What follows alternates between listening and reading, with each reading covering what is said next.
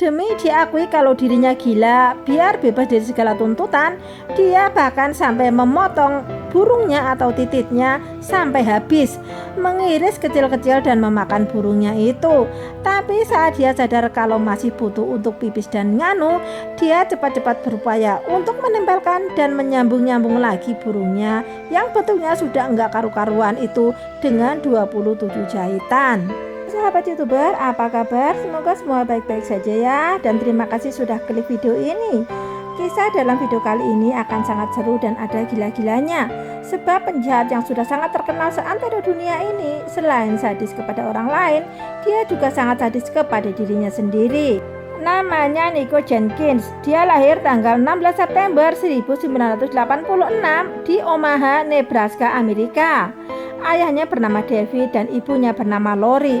Nico punya beberapa saudara perempuan. Nico lahir dan dibesarkan dari keluarga yang error. Ayahnya 2 kali dibui di Nebraska dan di Oklahoma. Ibunya juga pernah dibui. Sering berurusan dengan polisi dalam masalah narkoba, alkohol, senjata api, dan penelantaran anak. Setidaknya ada 150 kasus hukum yang dialami keluarga Nico. Bahkan Nico dan saudari-saudarinya pernah 20 kali diungsikan sebab mengalami kekerasan fisik dan psikis dari kedua orang tuanya. Sejak bayi, Mas Nico terbiasa menyaksikan kedua orang tuanya bertengkar dan saling menghina dan memaki, bahkan saling meneriaki dan memukul. Hingga hal itu sangat mempengaruhi perilaku dalam kehidupannya. Umur 7 tahun, Mas Nico pertama kali berurusan dengan polisi. Dia membawa senjata api ke sekolah. Untung segera diamankan oleh para guru, hingga saat itu tidak ada korban jiwa. Umur 7 tahun, kelas 1 SD, Mas Nico merasakan yang namanya disidang untuk pertama kali. Sejak saat itu kenakalan-kenakalan yang mengarah pada tindak kejahatan semakin bertambah dan kelihatan. Saat umur 11 tahun, lagi-lagi dia diamankan pihak berwajib sebab dia memukuli teman-temannya.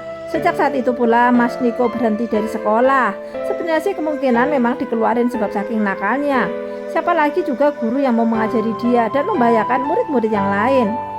Mas Nico umur 13 tahun makin berani dengan kekerasan. Dia betul-betul mempraktekkan kebiasaan kasar dan keras yang dilihat sehari-hari di dalam keluarganya. Dia memukul dan main tusuk hanya karena rasa benci tanpa alasan, bukan karena ada masalah.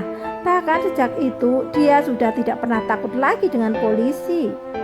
Nico Jenkins betul-betul masuk penjara saat dia berumur 17 tahun. Saat itu tahun 2003. Dia membegal 2 mobil memakai pistol. Hal itu membuat dia divonis 21 tahun penjara.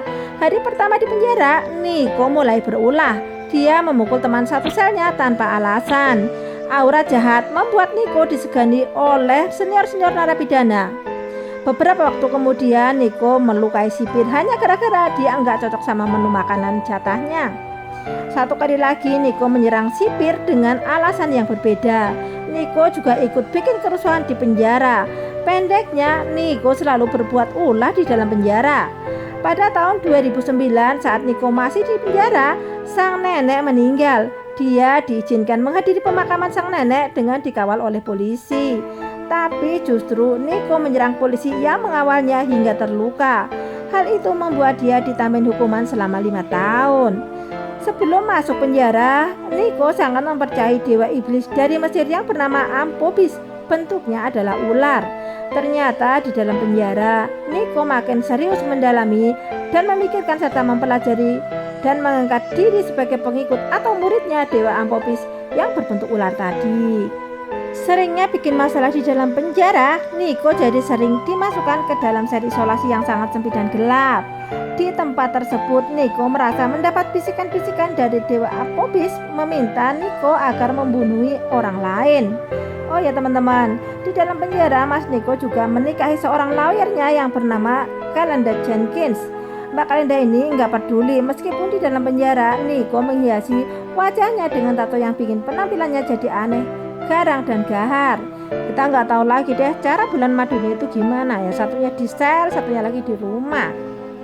Karena sering mendapat banyak remisi atau potongan-potongan hukuman, pada tanggal 30 Juli tahun 2013, Nico sudah menghirup udara bebas. Saat itu umur Niko 27 tahun dan dia sudah menjalani 10 tahun lebih 6 bulan di dalam bui. Niko yang di kepalanya penuh dengan keinginan untuk membunuh orang lain demi permintaan Dewa Ampopis siap untuk beraksi. 10 hari setelah bebas dari penjara, yaitu tepatnya pada tanggal 11 Agustus, Niko dapat korban pertama, 2 orang pria sekaligus. Pria itu bernama Josh Ruiz dan Juan Pena. Mereka memakai mobilnya di pinggir sebuah danau yang bernama Spring Lake Park. Kedua orang ini sedang menunggu 2 PSK yang akan mereka ajak untuk bermantap-mantapan. Saking apesnya, 2 pria ini ketemu dengan Niko yang tanpa basa-basi langsung menembak mereka. Satu kena kepala dan satu lagi kena di sosis alias titit.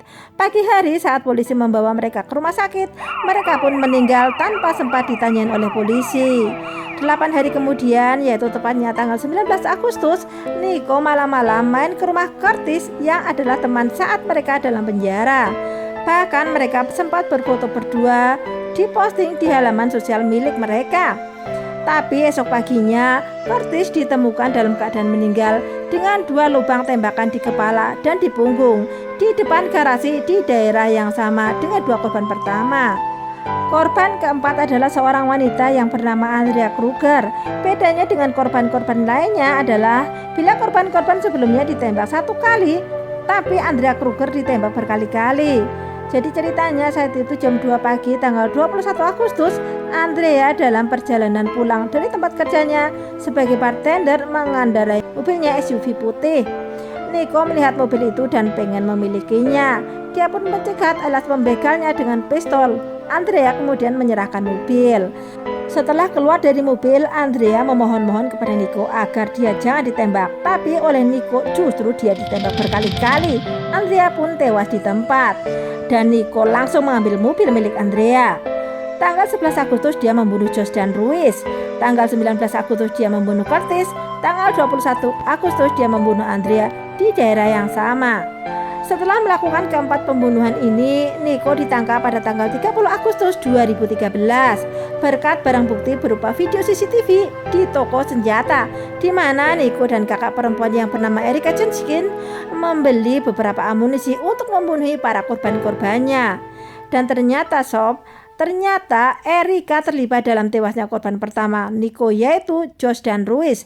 Awalnya Erika dan Niko hanya ingin merampok mereka, tapi malah Niko membunuhnya. Selama 8 jam diinterogasi, Niko sangat bulat dan sering gak nyambung antara pertanyaan dan jawaban. Tapi pada akhirnya Niko pun mengakui atas pembunuhan keempat korban tersebut. Dia mengaku melakukan pembunuhan atas permintaan Dewa Mesir atau Dewa Ular si Ampopis lewat bisikan-bisikan yang hanya didengar oleh Niko. Sebetulnya barang bukti berupa pistol, video CCTV, dan pengakuan dari Niko sudah cukup untuk menjadikan Niko sebagai tersangka. Tapi Niko selalu mengaku gila dan meminta untuk diobati atau direhab dan bukan dipenjara. Hal itu pun didukung oleh keluarganya dan istri, bahwa Niko melakukan semua kejahatan ini di alam bawah sadarnya. Pihak pengadilan pun membawa 3 psikiater handal dan ketiga nyatakan bahwa Niko sehat, pintar, nggak halu, nggak gila, serta nggak dapat bisikan-bisikan setan. Niko dianggap sangat-sangat manipulatif dan sangat jago membohongi orang lain dengan tingkahnya. Semua kisah tentang bisikan-bisikan adalah bohong agar dia terbebas dari segala tuntutan. Niko cukup kompeten untuk mengikuti pengadilan atas pembunuhan 4 orang korbannya. Atas permintaan Niko sendiri, dia tidak mau pakai pengacara saat jaksa dan juri membacakan tuntutan. Di pengadilan, Niko pun bertingkah aneh demi dipercaya kalau dia memang gila. Mulai dari menjulur-julurkan lidah, senyum-senyum sendiri dan mendasi seperti ular, melalong seperti serigala, dan tengok-tengok seperti orang bodoh. Pada tanggal 16 April 2014, hakim yang bernama Peter Battalion menyatakan Niko bersalah atas pembunuhan itu. Dan sambil menunggu sidang vonisnya, Niko Jenskin pun melakukan hal-hal yang aneh. Di dalam selnya, Niko Jenskin melukai kepalanya yang botak dengan membuat angka 666 pakai peso yang sangat tajam. Dia juga menulis kata Satan di dahinya dengan silat sampai berdarah-darah. Dia juga membelah lidahnya hingga bercabang seperti ular. Dia mengecat dinding sel dengan cipratan darahnya dan memotong beberapa anggota tubuh lainnya. Bahkan Niko meminum air pipisnya, juga meminum spermanya sendiri. Gak tahu deh itu cara ngeluarinnya gimana. Yang lebih fatalnya, Niko mencoba memotong titiknya menjadi beberapa bagian sampai habis. Lalu dia menelan beberapa potongan kecil titiknya tadi. Tapi saat dia sadar masih butuh untuk pipis dan nganu, sisanya yang bentuknya sudah nggak karu-karuan, dia coba untuk menyambungkan lagi dengan 27 jahitan. Teman satu selnya cuek saja saat melihat tingkah laku Niko. Bahkan saat Niko teriak-teriak kesakitan, si teman tetap nggak peduli. Mungkin dia berpikir namanya juga orang gila.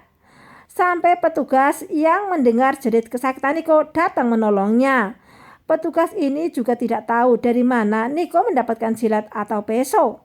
Sebenarnya Niko akan menjalani sidang vonis pada tanggal 11 Agustus 2014, tapi akhirnya harus ditunda karena pengadilan harus memastikan bahwa Niko betul-betul sehat secara mental.